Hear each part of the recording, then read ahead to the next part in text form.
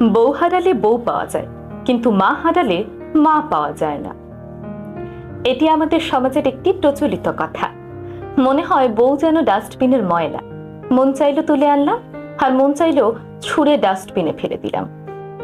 যারা এই ধরনের মনোভাব পোষণ করেন কিংবা এই ধরনের কথা বলেন, তাদের উদ্দেশ্যে কিছু কথা বলি।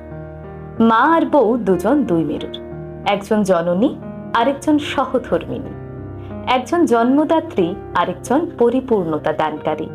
তাই মা আর স্ত্রীর মাঝে তুলনা করা মূর্খতা ছাড়া আর কিছুই না। আপনার মা যেমন আপনাকে ছাড়া অসহায়, তেমনি আপনার সন্তানও কিন্তু তার মাকে ছাড়া অসহায়।